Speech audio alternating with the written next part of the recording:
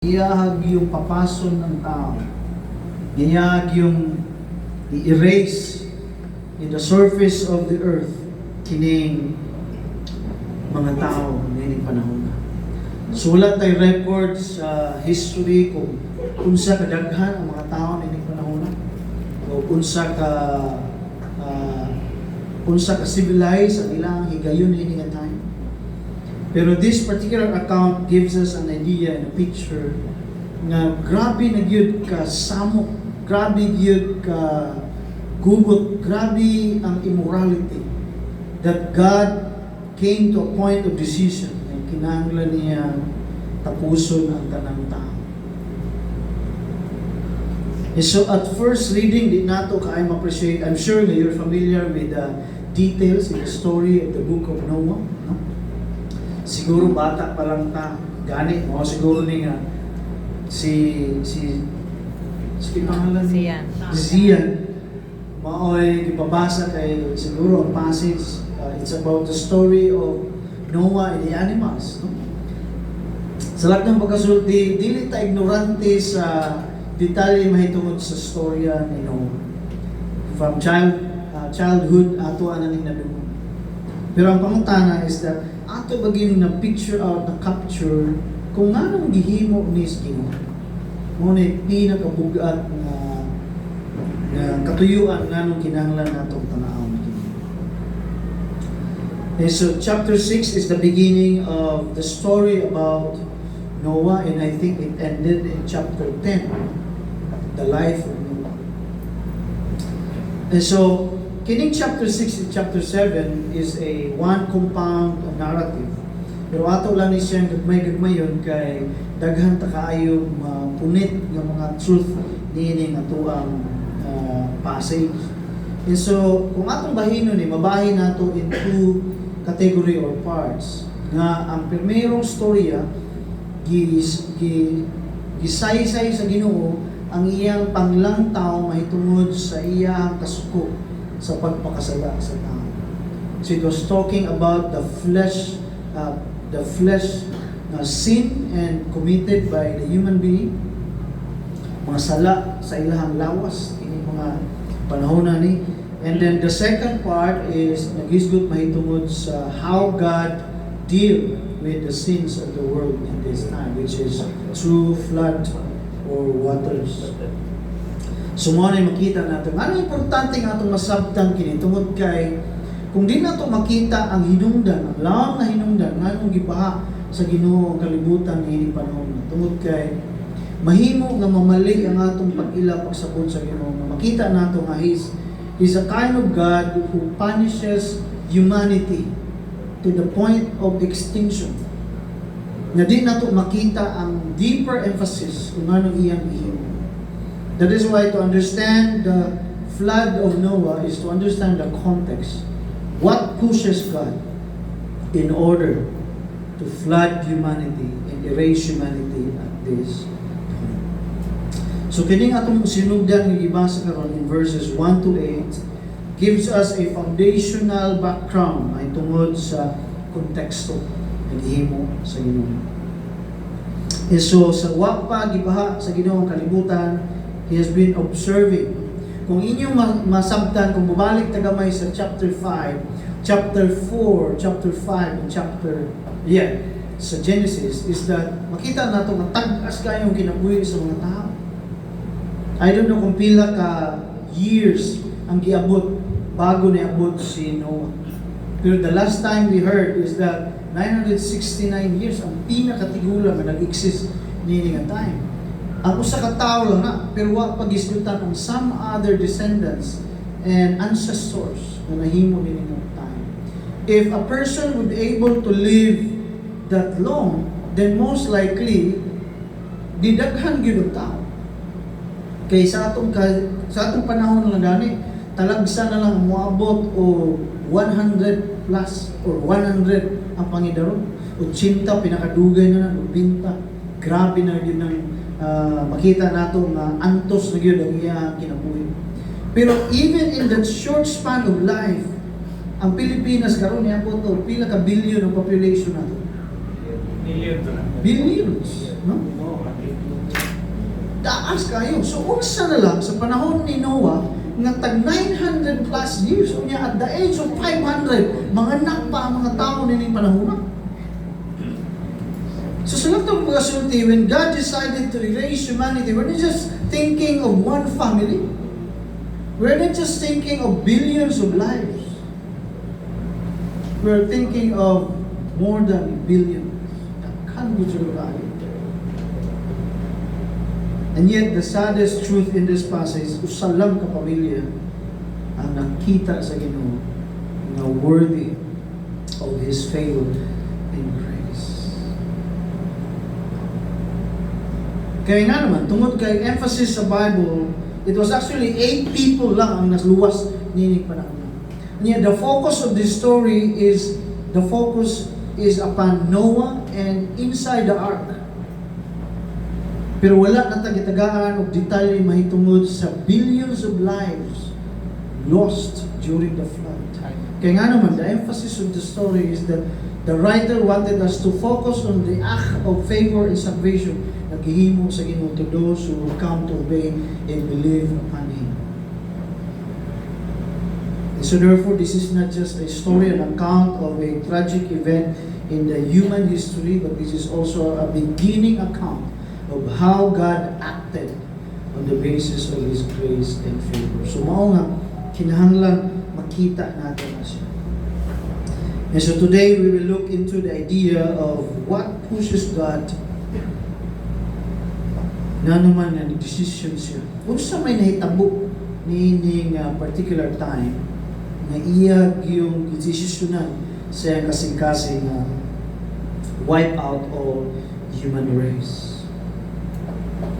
So number one, makita nato diya is that when population rises, makita nato that sin also increases. In verse 1, ingon diri, when human beings began to increase in number on the earth, and the daughters were born to them, the sons of God saw that the daughters of the humans were beautiful, and they married any one of them they choose. Then the Lord, verse 3, said, my spirit will not content with humans forever, for they are mortal, their days will be numbered, and 20 years. Will be 120 years. So na ay difficult yung mga term na itong tanawang dali. The sons of God, pananglita. Unsa man siya? Kinsa man sila? Yan na ay term sa verse 24 na Nephilim. Kinsa man sila ang mga tribu? Muna itong misbutan. And so in the first observation, makita natin dali na God decided with the idea of erasing humanity tungod kay the wickedness diri was so severe to the point na it is more than actually what God expect that human can do. Unya, mas labaw pagyud sa kayang buhaton sa tao. Kaya nga naman, sobra-sobra na yun. Sukdula na yun ang gihimo na nila diri. Kaya wala lamang nila giusab ang order, creation order sa Ginoo. Kaya makita nato diri nga adunay perversion gyud nga nahitabo. And up to what extent nga nahitabo kining perversion nga atong makita diri. And so makita nato diri nga the main reason nga gi-erase sa Ginoo mga tao ani panahon na because of their attitude nga ang ilahang marriage is on the basis of pleasure and physical attraction. So sa latog nga pagkasulti, when you get married or when you marry a person because of kay gwapa siya, gwapo siya, in the context of God's design, it is basically wrong. No? Sala na yun na siya. Pero ang pangutana, mo ba na yung nagtulak sa Ginoo na nahimong bugat, kini horrifying, kini decision sa Ginoo. Makita nato nga, I think, dili pag yun na. Kay sa atong time karon, generally, mo ba na yung prevailing idea. You come into a relationship, tungod kay gusto nimo ang babae o lalaki with the idea of physical appearances. Nabisan sa time nila Abraham sa atong mga ancestor in this Bible, kita nato nga they committed themselves into relationship with the attraction in mind. Si Sarah, pwedeng babaha, magpakaslan siya ni Abraham, and some other accounts. So makita nato nga, I think dili lang ni siya siguro. There must be more greater and deeper than this. Then ay mga scholars nga nag-ingon nga bugat ni siya tungod kay kini nga time ang mga anak sa Ginoo, or we will use the Bible language. Remember niyo si Seth, di ba? Si Seth siya ang third son ni Adam and Eve. Niya giyon sa Bible sa atong gibasa last time. When Seth was born, people began to call upon the name of the Lord. And so, interpretation sa mga scholars nini is that ang mga anak sa Ginoo nga nagtawag sa Ginoo nga sila faith, adunay intermarriage sa mga anak ni Cain or sa mga anak nga babae ni Cain. And so that is why the term says the sons of God, which is the son of Seth, intermarries with the daughters of Cain. So that is why adunay corruption na nitabo in this case. So we do not know kung mao na sa direct na interpretation niya. But this is one of the shocking. The third possible interpretation is this one. The sons of God term. Kung yatong basahan ng Bible, I'd like to suggest na inyo ni i-research, tanawon, i-confirm some other verses in the Bible. It is because the term sons of God is only addressed to the angels. Unless ang Bible mag-define na sons of God referring to the son of the king, so on and so forth, or the children, something like that. Na ay added description. Pero kung wala gani, like sama ni ini, no? It is presented as the exact term, the sons of God, then no further added explanation, then it is most likely that it is referred to angelic beings. Like for instance, if imong tanaw ni siya on the basis in the early chapter of Job, Job chapter 1 for instance, this term is being used and referring to angelic beings. The sons of God. Then kaduha gyud na gibalik diha na hinungdan. And so therefore, it is most likely na kining phrases is given to that particular people, created being. So sa ratong makasulti, kung mao ni siya mantala ni Moses diri, kung mao ni gisulat ni Moses diri on the basis of the revelation from God to him, then therefore we would say na kining ginaingon ni Moses diri is a fallen angel. Na ginaingon niya nga adunay relationship to human daughters. And so in other words, sa kanina time, it is possible, before the flood, it is possible na ang mga fallen angels were present at the earth kanina time. And so the description of the idea na the daughters of human being married sa kaning mga fallen angels, makita nato nga adunay ginatawag nato nga severe depiction of a contradiction sa order of creation sa Ginoo.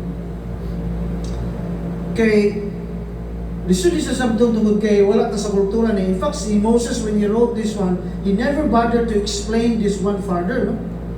In fact, it is understood sa ilang time.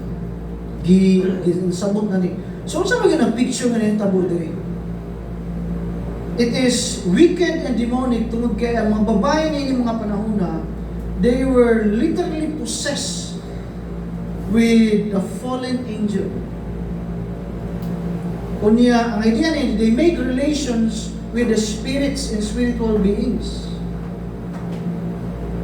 So naagi ginatawag na perversion ang gihimo sa mga tao ni nga time. This is one of the prevailing horrifying event at this time. That the daughters of men or ang anak sa mga tao na ining panahon ng babae nakigrelasyon sa mga fallen angels, demonic beings, evil, spiritual connection na sila yung klaseng, I don't know saan na pag-picture out na siya. Pero when I come to read the commentaries, yung yung description niya, na they have a secret relations to an angel, to a fallen angel, which is evil, a wicked. Unya, makita nato diri nga, dili lang ni plain relation, it comes with an idea nga adunay bunga pag yun. It produces an offspring not normal. No? In fact, ang description diri, Nephilim. Ang tinuod nga meaning sa Nephilim is the fallen ones, not giants. Mali ang American version, when they translated this into a word, says giants. Daghang mga commentators ang ingon na ang true meaning yun sa Nephilim is the fallen ones. And so therefore, kung mauna siyang tinuod na meaning sa Nephilim, then therefore Moses or the writer of Genesis is most likely referring to the fallen angels. And so makita nato diri nga aduna gyud perversion in the order creation of God. Kaya nga naman, basically, animals were created to mate with animals. Mao na design sa Ginoo. Human beings were created, male and female, to marry and make relations with husband and wife. Ang nahitabo diri, angels were created never to be subject to marry or any relationship. They were created basically to serve in the presence of God. But what happened is that adunay usab yun. Gihimo nila, they violated God's design for them. Ano na sineta po din? Yan na pag yung result din na nagkaroon sila na. So ano gusto na kaya highlight ni tungod kay at this time, ang ginaingon sa passage na ito that this particular time, many women were actually possessed by evil spirits or evil angels, the fallen ones. Mao nga mas grabe ang ilang mga ginatawag na offspring na result niini nga time. And so, mao nga makarelate ta diya sa verse 3 sa gingon sa Ginoo, my spirit, di ba gigamit niya ang term that my spirit will not content with humans forever. For they are, ang word actually gigamit niya is not mortal, but the original word na gigamit niya is flesh. For they are flesh. What happened in this particular generation is that instead of the Holy Spirit or God's presence is dwelling among men, it was actually the presence of the fallen angels are dwelling in these generations. Mao nga ingana ka wicked ang panahon ini nga time. Mao nga makita nato diri, they were not only influenced in terms of wicked things, but they are actually sources or possessed by the wicked ones.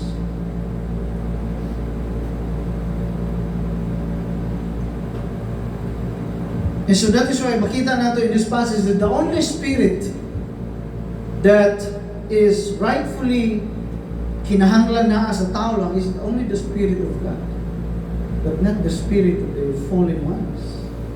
But this time it was the spirit of the fallen ones. So manong akong gihighlight ni tungod kay this passage most likely suggests that this is also a what so-called a virgin birth. Mao gani nga kumubalik ta sa story ni Maria, di ba? Si Mary never bothered to ask about God. Kung saan man ang klaseng that ang God, ingon si God said, the Holy Spirit will come to you and you will conceive. Kaya sa mga hunahuna sa mga Jew, they are familiar with this story. And it is most likely it will happen. And when it happened, aduna ginatawag na conception because in the past, before the flood, nahitabo na siya ng klase ng mga time. The only difference is that the person or the being who comes into these daughters of men is not the spirit of God. It is the spirit of wicked and fallen angels at this time. Mao nga ang Nephilim niini nga time gi-describe sila. They were the heroes of old men. They were renowned. They were known to be warriors. In fact, pero sila ang promoter of violence. That's why the second problem in this time is that not only perversion in the order of God's creation, and especially marriage relation, but also violence is highlighted in a time. Dili lamang si ang mga tao nini panahon, dili lamang sila makigminyo sa mga tao nga gusto nila, makighilawas sa mga tao nga gusto nila, kundi full of violence pag yun ang panahon nini time ni Noah. Imagine living in this time of Noah. What kind of pressure na si Noah nga kinahanglan bantayan niya iyang anak. Kinahanglan tan-aw niya iyang pamilya. Okay, everybody is wicked.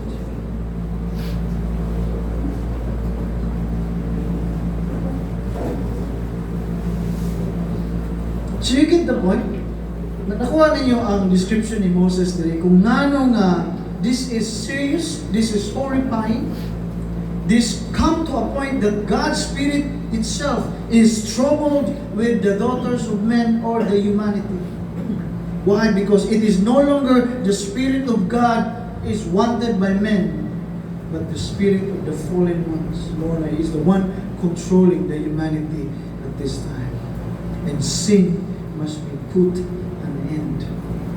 God cannot endure watching them living a long life. That is why in verse 3, God decided to end and cut off their sin. Gitagaan sila 120 years.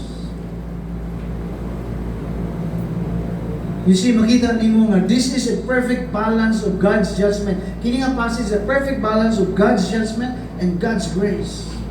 God decided to purge sin. He's just exercise. And at the same time, He is also a God who is a gracious God.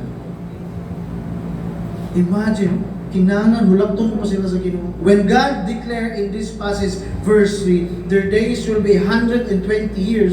What God is actually saying here is that generation, tagaan nilang tamo og 120 years to repent.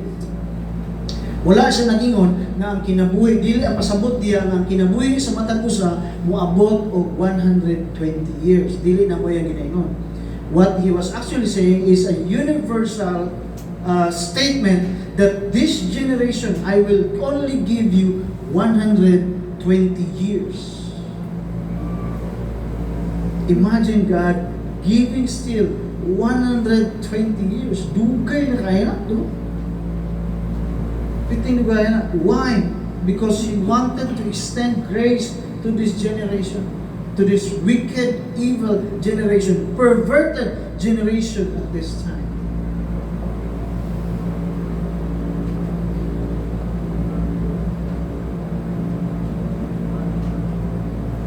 The Nephilim, they're not actually, ang term na gigamit diri were heroes of old, but what Moses is trying to say here is that they were promoter of violence and chaos.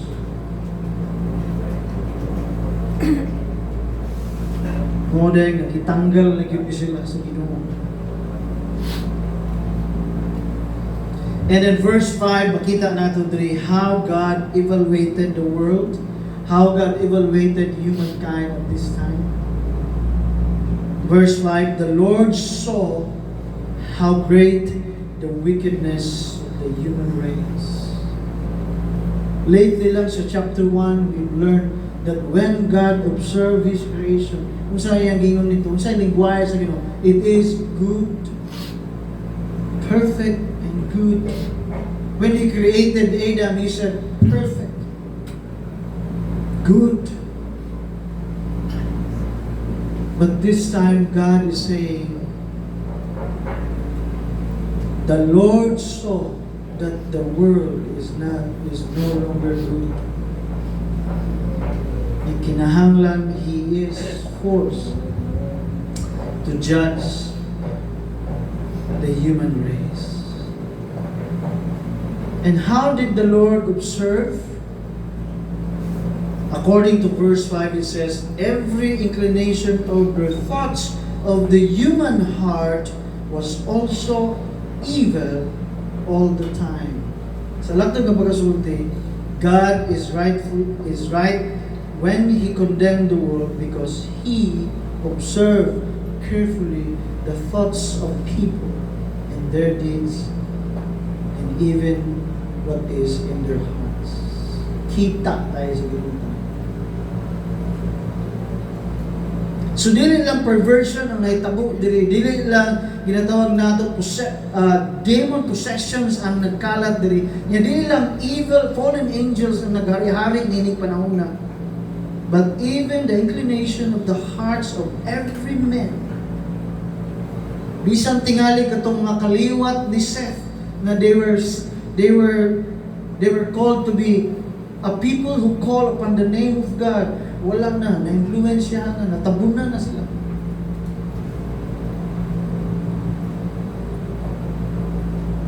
And then God says, I observed carefully their hearts and thoughts, and I saw nothing but evil.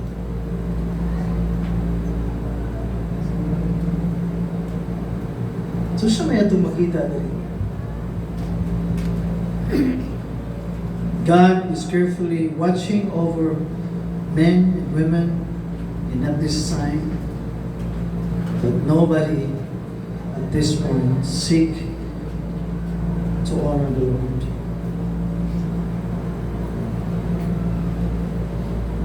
So grabe, no?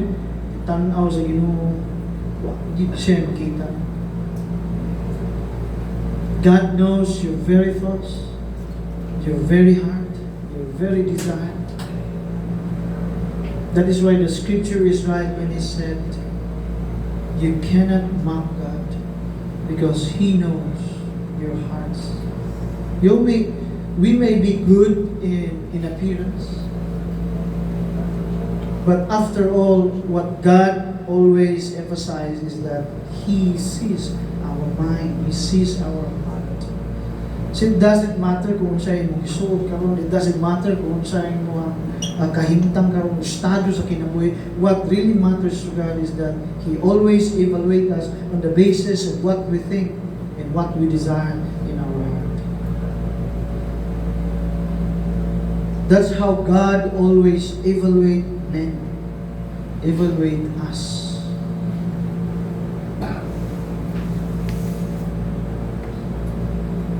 Niya imagining pulong nga gigamit sa Ginoo, siya na gyud ang naka-observe that nothing is really good existing in the human heart. So imagine that kind of community, imagine that kind of nation, imagine that kind of people group.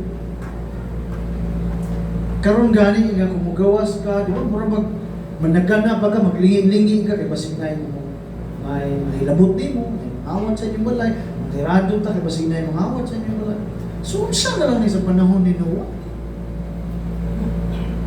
Mas grabe ang panahon ni Noah at the time. Give kay ko kumpiyansahan. Because every inclination of their mind and of their heart is pure evil, according to God, not according to men, but according to God.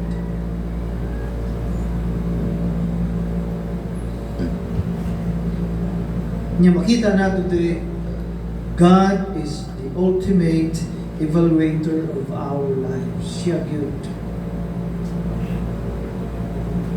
And so therefore, we cannot really say to ourselves na, I have good things. I have done good things in the past. Yeah, maybe. Sa atong tanaw. Na ay mga butang na maayo po na ako. Na ay mga butang na nindot po na akong gihimo. Na ay mga butang na maayo sad na ako ang gihimo. Yes, maybe. Maybe you're true in saying that. But what we learn here is that it is not what you said, matters to God. It is how He evaluated you. Because after all, dili kita ang maghatag og final evaluation sa atong kaugalingon, but it is God.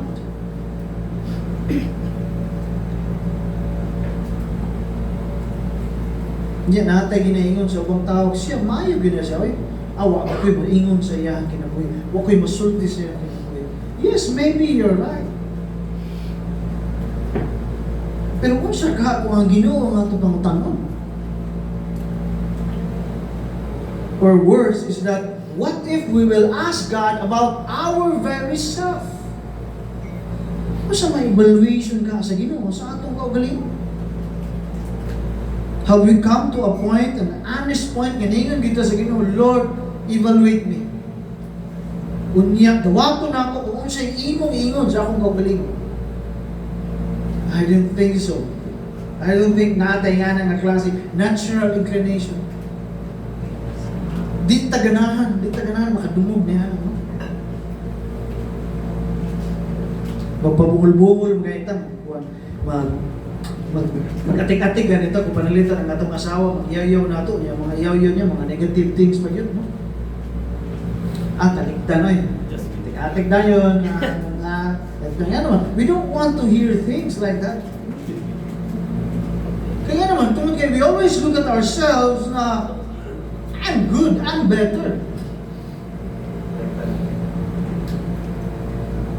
But the problem is that it is not you who will evaluate. It is not what you said about yourself matters before God. It is what He observes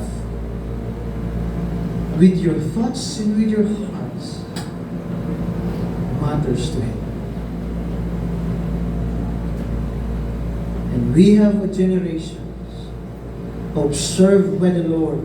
Every single one of them is observed by God. And God said, every thoughts of the human heart was only, grabe na word, only evil. All the time. Kung sayanong kasulti, ingani ka yawa, ingani ka buang, ingani ka mga makasala, ingani ka rebellious yung mga tao, hindi pa naman.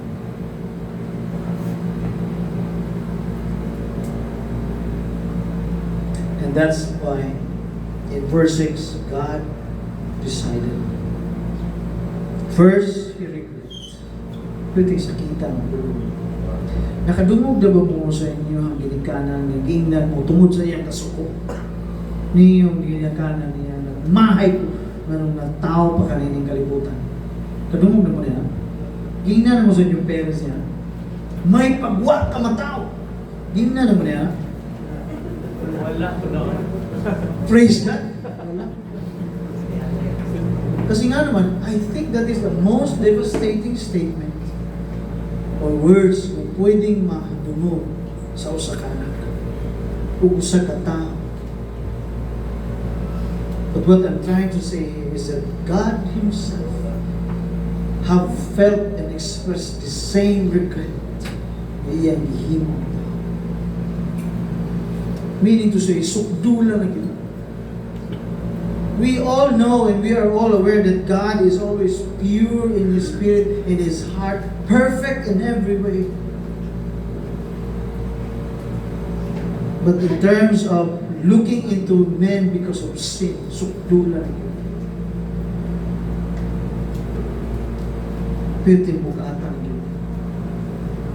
And so God regretted that He had made human beings on earth, and His heart was deeply troubled. Gigamit ni Moses ang human picture of emotion in order for us to understand how severe, how heavy, and the gravity of God's condition at this time when you look at the generations of Noah at this time.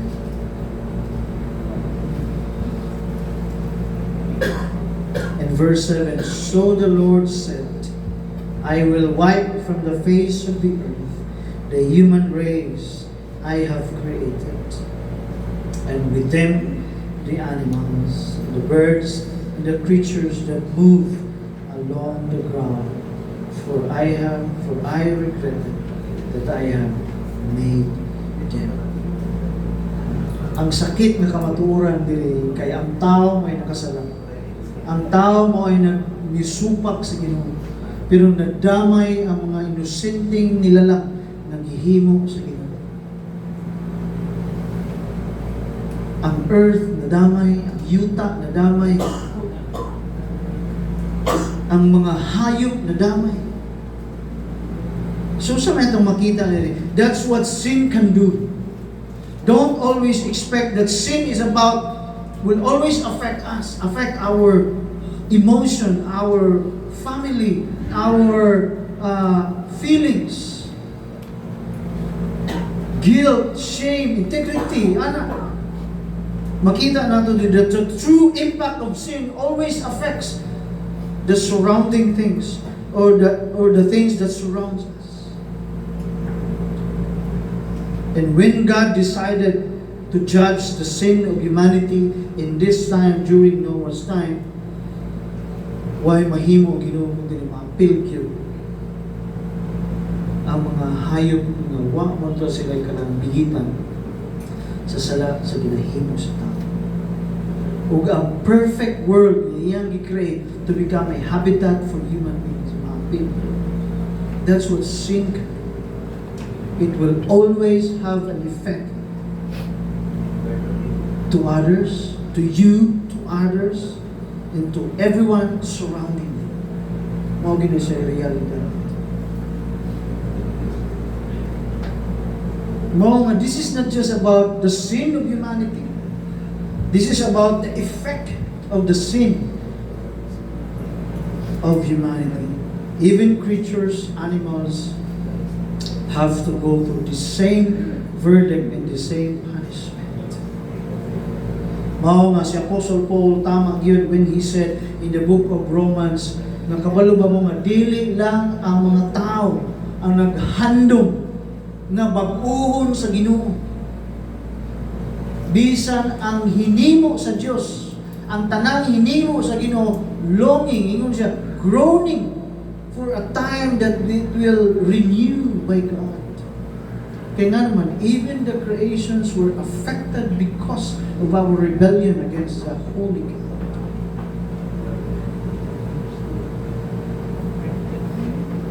Sa ay mo katingala, kung makita mo mga lugar na pirting magawa, lugar na pirting samuka.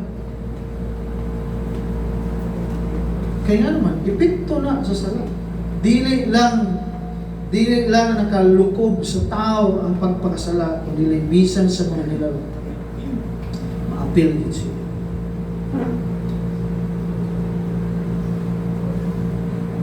And yet, kung atong tanawag kini, no one bothers. Pero si God was deeply troubled, but no one bothers. Kaya nga naman, kung tanaw na to ang Book of Luke, di ba si Jesus mismo naging just like in the days of Noah. Kabalo na, just like in the days of Noah, I don't know judgment to come. Pero nobody bothers. Ang mga tao nagpadayon sa ilang kinabuhi adlaw-adlaw, they eat and drink and marry. No one bothers. But with God, it troubles Him. It disturbs Him. And what disturbs Him the most is that even His precious creation, the beautiful mountain, the land, and the trees and the animals must suffer the same judgment, even though they don't deserve to be judged like that. That's what sin can do to our world. God regretted that He had made the human beings. And a very encouraging word found in verse 8, but Noah found favor in the eyes of God. This is the first time in the record sa scripture that grace was used. favor is equal to grace. But Noah found favor in the eyes of God. And so that is why the second account talks about how God managed to save one family. And so the second account talks about salvation, how God provided for Noah in order for him to be saved. Pero mundang sa dali. Tungod kay mas law ng pamalandungan nato. Kining hinungdan kung nganong gitapos sa Ginoo. Nganong gitapos sa Ginoo ang mga tao ini panahon. So kung atong tan-awon kini, makita nato that God is always serious in dealing with sin. He can never endure.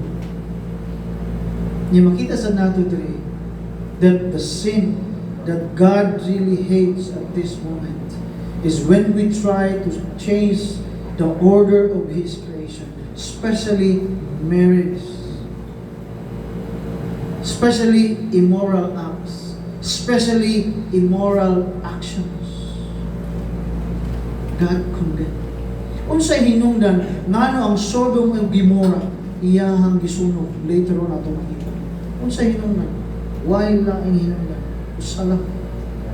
Sodom and Gomorrah is living a life of severe immorality. Kaya nga naman, wa na sila boundaries in terms of sexual pleasure. Wa na boundaries, tanan pwede. Akong gi-imagine yung panahonan ni. So siguro pati ang mga hayop, gipangtirakan nila. Possible. It's possible. That is why when you go to Leviticus, when you go to Exodus, makita nimo kung ngano naghatag ang Ginoo ingani nga klase command. Ngano nga sa 10 Commandments mo nang emphasize ni God.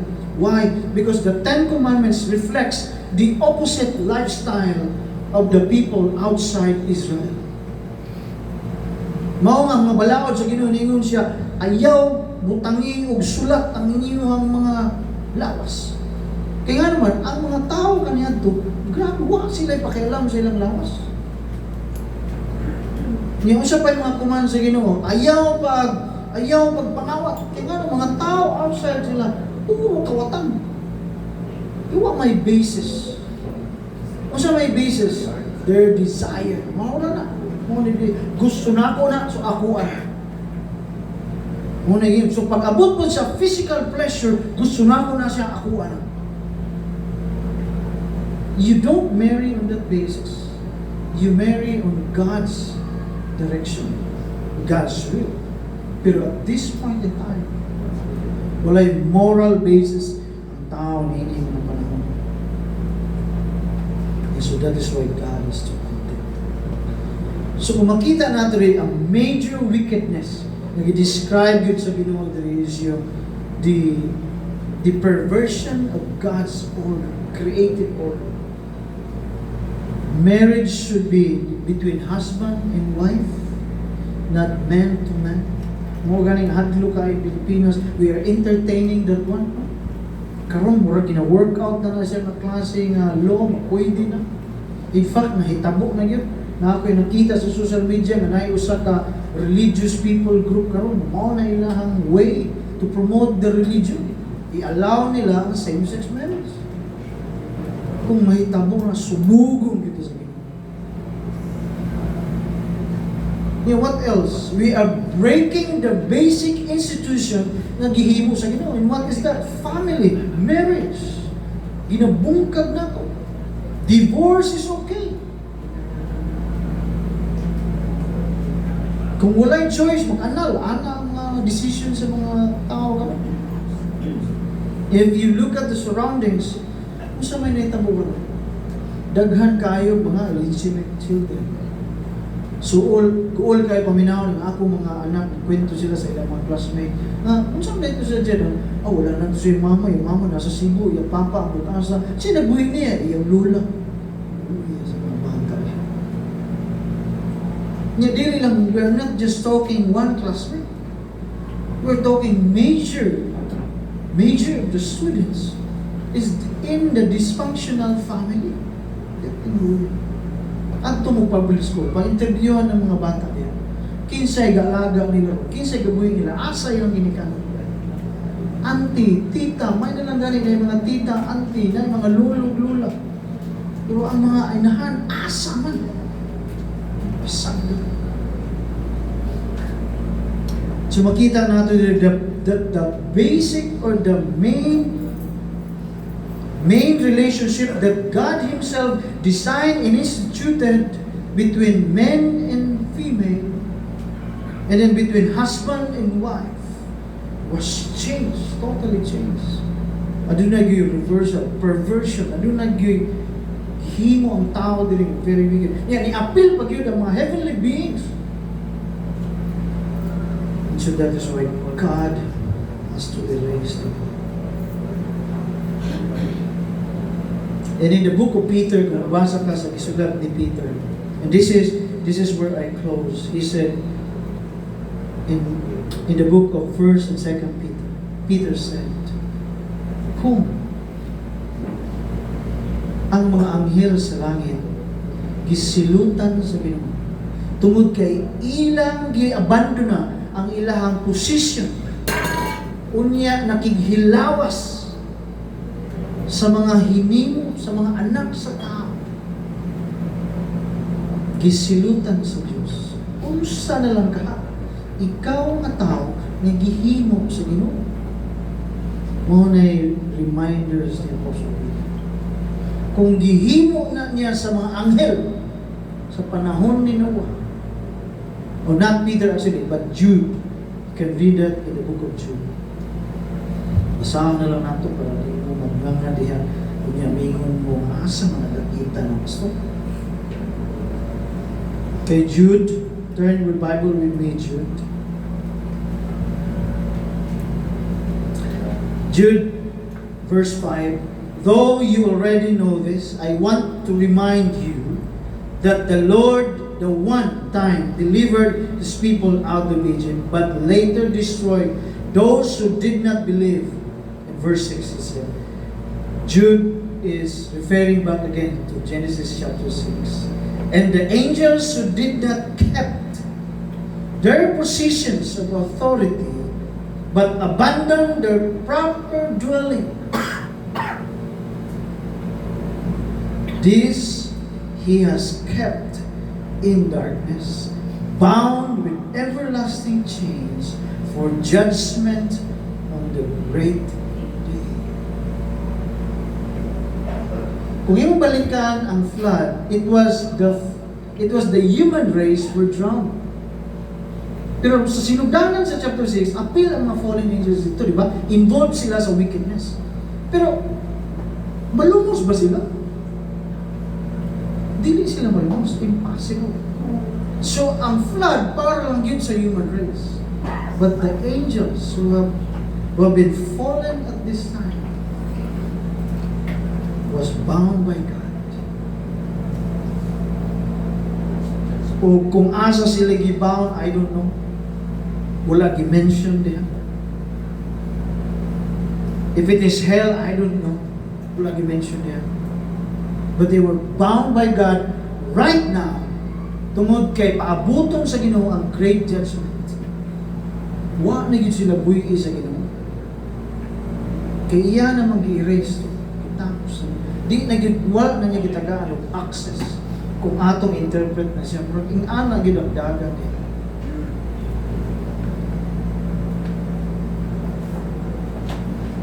So ang point there is that kung gihimo ni sa Ginoo sa mga anghel na iyang gitagaan og highest privilege to be in His presence to serve Him, then how much more He will wipe us out because of our wicked thoughts in the hearts, in the perversion that we are embracing sa atuang community. Kung gihimo na niya sa mga anghel, dili layo ko sa iyang himuon sa mga tao magpadayon sa mga kasalanan. That is why the passage of Genesis chapter 6 calls us for one greater response. Will you choose God? Will you choose to seek Him? Kaya nga naman, because only God can provide salvation for our wickedness. Kaya kung dili na nato buhaton, God sees your thoughts, God sees our hearts, God sees our evil desires, and He will always judge us on the basis of our thoughts and evil desires. Therefore, if we will not come to Him right now, if we will not seek Him and acknowledge Him as God who have been observing us, just like the days of Noah, He will punish us.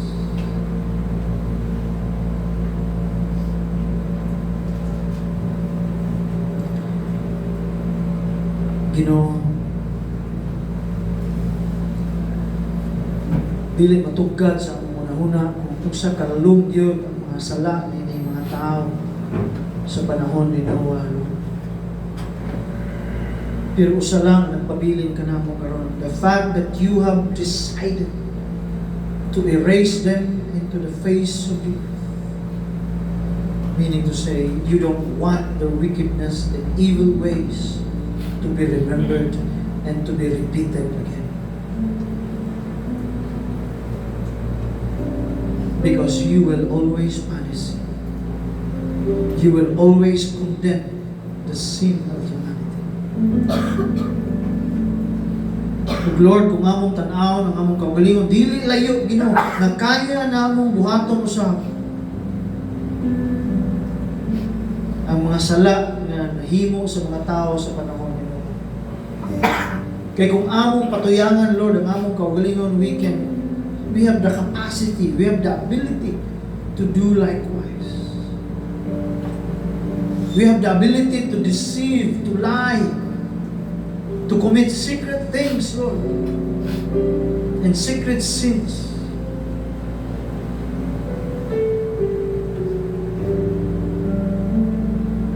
And thank you for reminding us that you saw and you will always see our thoughts and our heart's desire. Lord, kami lang. No, dili mabot sa punto, Ginoo, tabangi mi by your grace. Nga dili mabot sa punto nga kung ikaw mo ay mag-evaluate sa among kaugalingon, you will conclude that only inclination of our hearts is evil all the time. Lord, we don't want that. Even though we are prone to sin against you. But Lord, I pray, purify us. Grant us a new heart. Grant us a pure heart that will become serious in living a life of righteousness and holiness.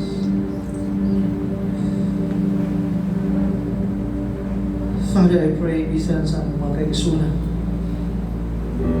Lord, Ikaw ang labaw na sayod sa among kinabuhi. Ikaw ang mas labaw na sayod sa among panimalay. Ginoo, just like Noah, Lord, may you have favor upon us. May your grace prevail upon us, Lord Jesus.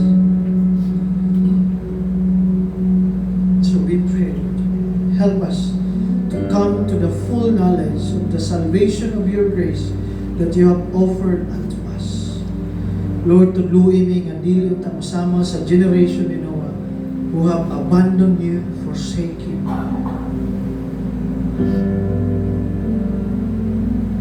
Because of our evil desires. Protect us, Lord, na sabay sa, I think, ang naitabo sab sa time ni Noah, Ginoo, that when nations become civilized, when nations progress, mausab na'y nagbuta nila, Ginoo, mahitungod sa inyong existence. Kung di sa may gusto, mahitabo na ka. As our city rise, as our community, Lord, na ay improvement, na ay pag-asenso, unta, dili mawala ka na, o dili matabunan na among mga mata, uguna-una, na di namin mo ila kanimo. ko sa tamangin ninyo. Guard our children, especially our young people. Lord, I pray that you be gracious to